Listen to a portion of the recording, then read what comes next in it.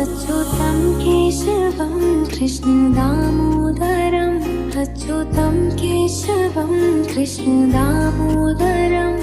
रामनारायणं जानकीवल्लभं रामनारायणं जानकीवल्लभं श्रीकृष्ण गोविन्द हरे मुरारे हे नाथ नारायण वासुदेव श्रीकृष्ण गोविन्द